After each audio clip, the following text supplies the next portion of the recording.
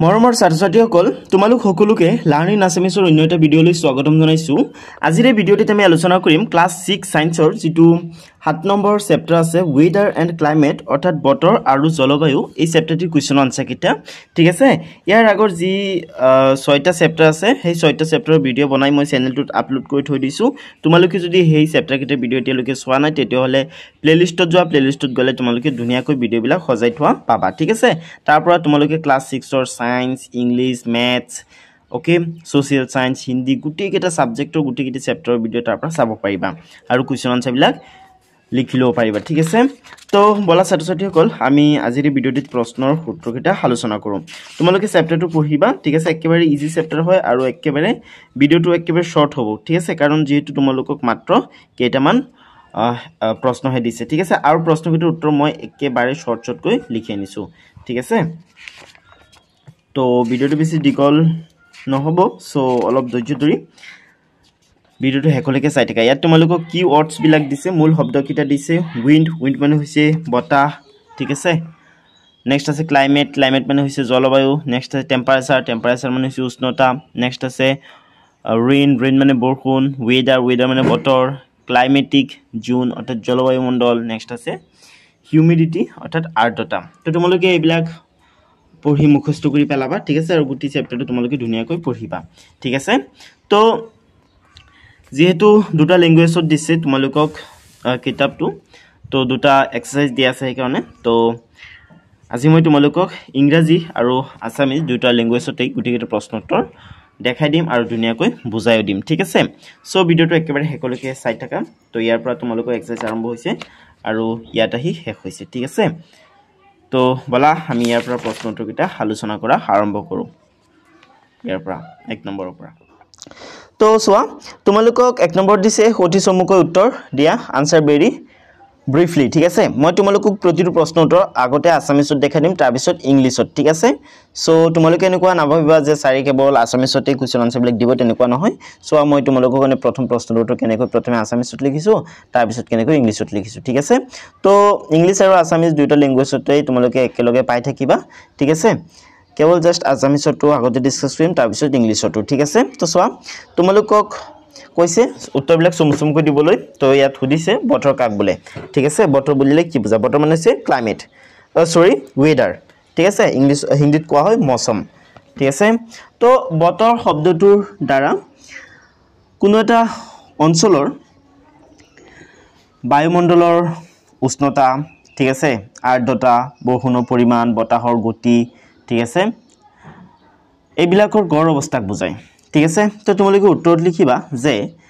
বায়ুমণ্ডলৰ উষ্ণতা, আৰ্দ্ৰতা, বৰষুণৰ পৰিমাণ, বতাহৰ গতি আদিয়ে কোনো এখন ঠাইৰ বায়ুমণ্ডলত দৈনন্দিন যি অৱস্থাৰ সৃষ্টি কৰে তাকে সেই ঠাইখনৰ বতৰ বুলি কোৱা হয় ঠিক আছে। তো কোনো এখন ঠাইত ধৰি লোৱা তোমালোকৰ চহৰখনত আজিৰ যি বতৰ অৰ্থাৎ আজি মানে বায়ুমণ্ডলত থকা উষ্ণতা ঠিক আছে, আৰ্দ্ৰতা, বৰষুণৰ পৰিমাণ, বতাহৰ গতি এইবিলাকে যি এটা অৱস্থাৰ সৃষ্টি কৰিছে তাকে তোমালোকৰ চহৰখনৰ ওয়েদাৰ বুলি কোৱা হ'ব অৰ্থাৎ বতৰ বুলি কোৱা হ'ব ঠিক আছে। তো এৰ পৰা চাই এটো ধুনীয়াকৈ লিখি লবা।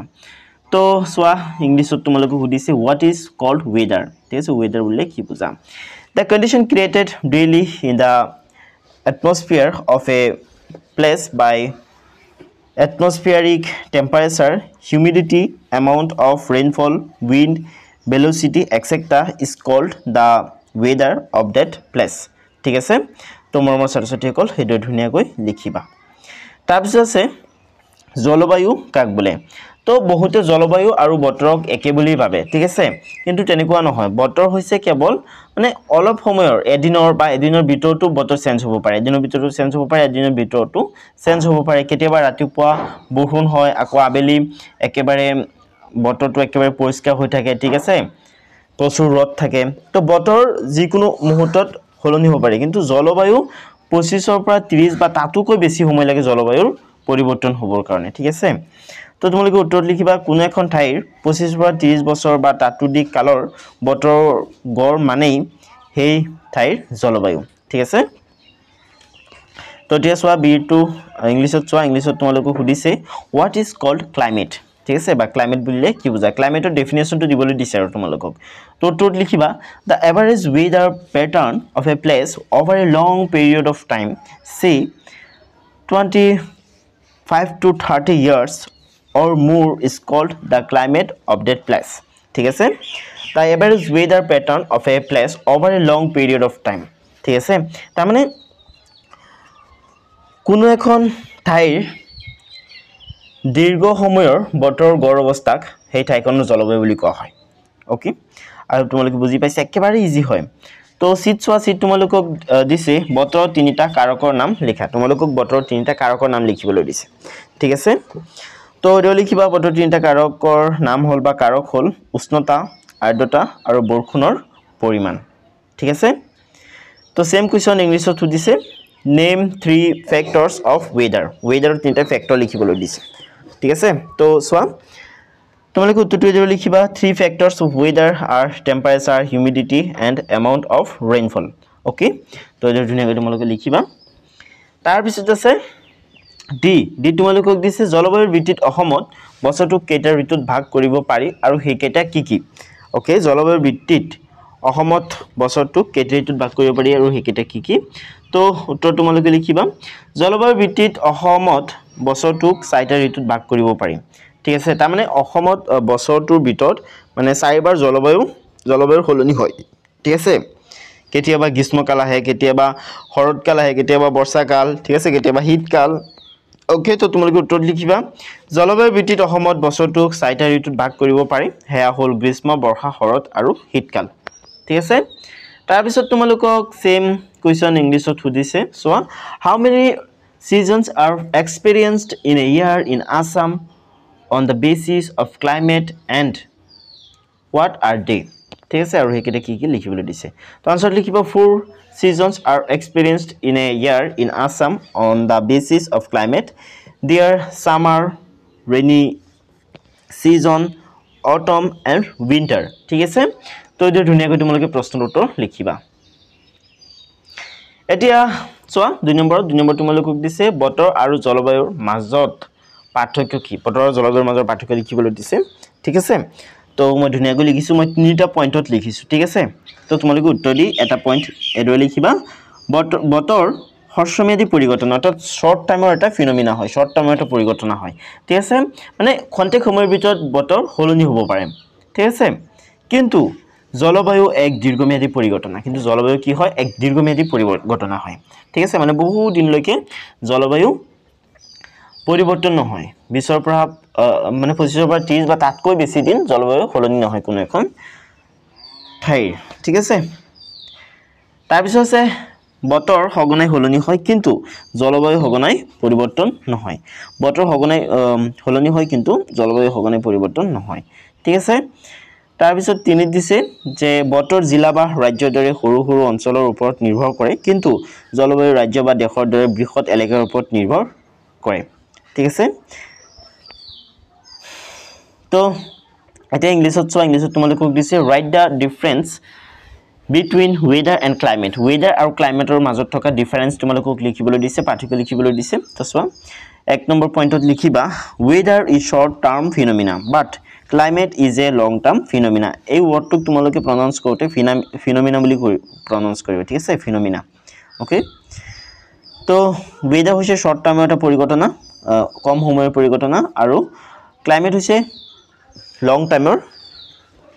ফিনোমিনা ঠিক আছে অৰ্থাৎ ওয়েদাৰ যিকোনো মুহূৰ্তত চেঞ্জ হৈ যাব পাৰে কিন্তু ক্লাইমেট চেঞ্জ হ'বৰ কাৰণে 25 ৰ পৰা 30 বা তাতকৈ বেছি সময় লাগে ঠিক আছে তো সোয়া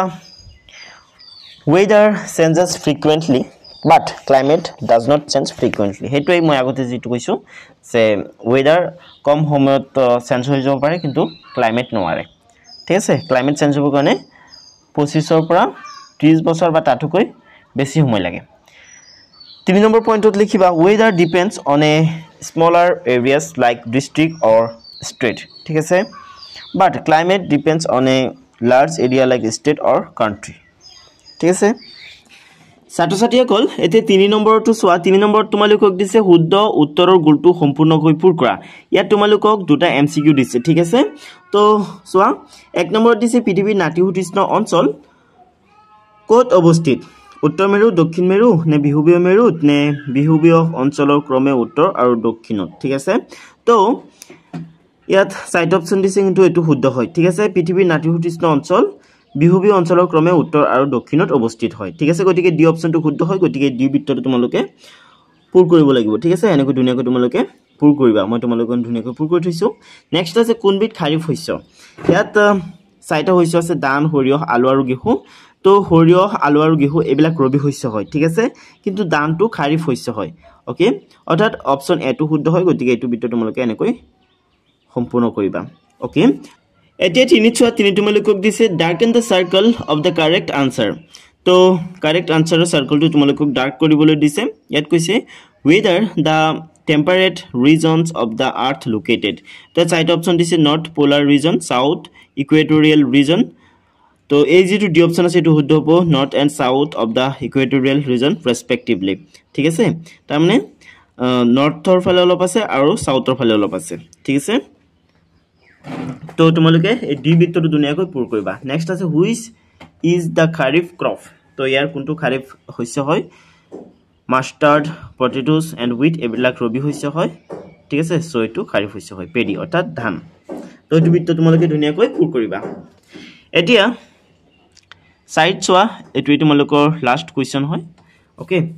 সোয়া সাইড তোমালোকক দিছে খালিতে পুৰ কৰা এ তোমালোকক খালিতে পুৰ কৰিবলৈ দিছে সোয়া কত দিছে অৰ্থাৎ এড দিছে কোনো এটা অঞ্চলৰ দীৰ্ঘ সময়ৰ বতৰৰ গড় অৱস্থা সেই অঞ্চলৰ জলবায়ু বোলে ঠিক আছে জলবায়ু হৈছে